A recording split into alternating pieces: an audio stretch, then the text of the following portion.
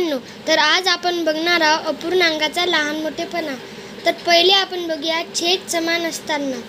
तर आपण उदाहरण लिहून घेऊया। 5/6, 7/6, 3/6 आणि 1/6। तर आपण बघूया छेद समान असताना जो अंश मोठा तो अपूर्णांक मोठा आणि छेद समान असताना जो अंश लहान तो अपूर्णांक लहान। तर आपण बघूया या चारही अंशांपैकी हा अंश जो आहे तो सगळ्यात मोठा आहे, म्हणजेच हा अपूर्णांक सगळ्यात मोठा। लिहून घेऊया मोठा। तर आता आपण बघूया सर्वात लहान अपूर्णांक। तर या चारही अंशापैकी या जो अपूर्णांकाचा अंश जो आहे हा सगळ्यात लहान आहे।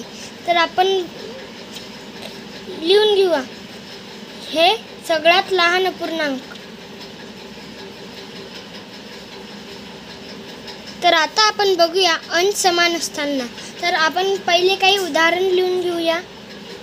5/6, 5/3, 5/8। तर आता आपण बघूया यापैकी कोणता अपूर्णांक। तर ऐकून घ्या, अंश समान असताना जो छेद मोठा तो अपूर्णांक लहान आणि अंश समान असताना जो छेद लहान तो अपूर्णांक मोठा। तर आपण बघूया या चारही छेदापैकी कोणता अपूर्णांक लहान आहे। तर हा अपूर्णांक ह्या छेद जो आहे तो सगळ्यात लहान आहे, म्हणजेच हा अपूर्णांक सगळ्यात मोठा। तर आता आपण बघूया लहान अपूर्णांक। तर या चारही अंशापैकी हा जो छेद आहे तो सगळ्यात मोठा आहे, म्हणजेच हा अपूर्णांक सगळ्यात लहान। तर आता आपण बघूया छेद व अंश समान नसताना। तर आपण काही उदाहरण लिहून घेऊया। 4/2, 4, 9/3। तर छेद व अंश समान नसताना आपण त्याचा भागाकार करून पाहू शकतो। तर आपण इथं भागाकार करूया। 2/2 आणि इथं 4 लिहिलं। तर आता आपण भागाकार करूया। 2 2 जा 4। तर इथं 2चा भाग बसते। हा इथं 0 पॉईंट नाही, म्हणजेच या अंकाच्या शेवटी पॉईंट। तर आता आपण दुसरा बघूया 3/5। तर 3/5 आपण लिहून घेऊया। आता आपण याचा भागाकार करूया। 3 1 जा 3, 2 उरते। तर 3 ना 2 ला भाग जात नाही, पॉइंट लेखच।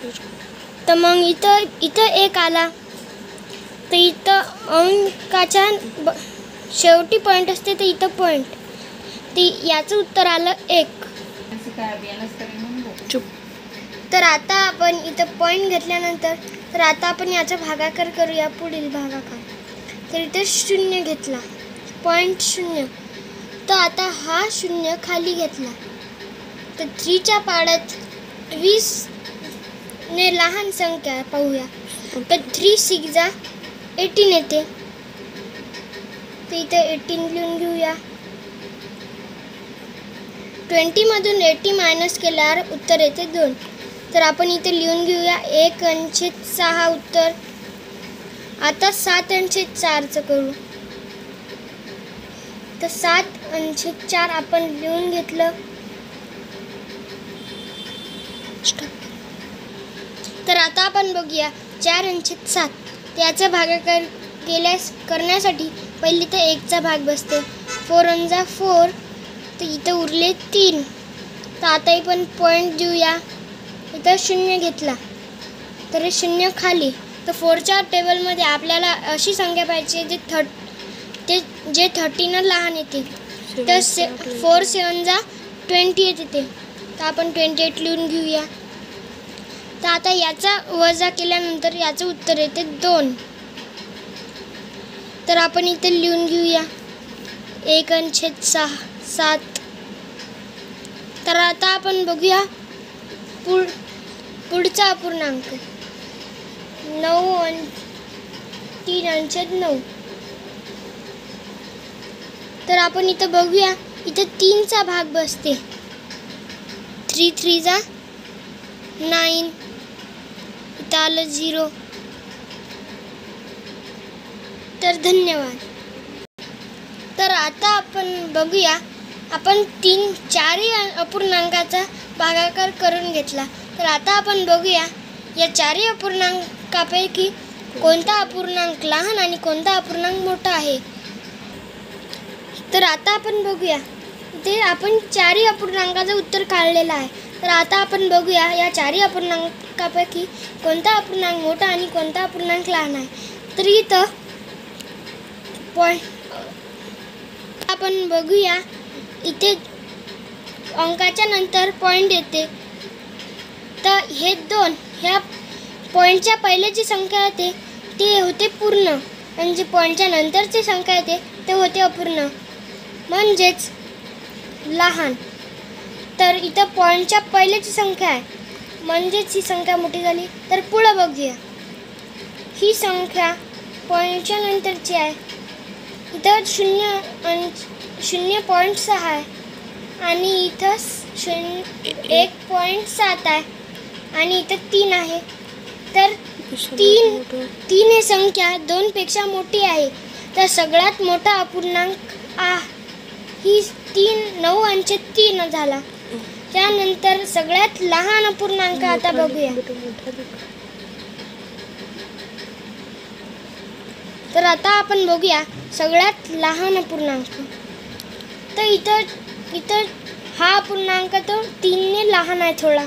तर आता आपल्याला काढायचा आहे या दोघांमधून कोणता अपूर्णांक लहान आहे. तर इथं 1 आहे पॉईंटच्या पहिले, तर हा अपूर्णांक मोठा झाला. त्यानंतर इथं पॉईंटच्या पहिले 0 आहे, तर हा अपूर्णांक लहान झाला.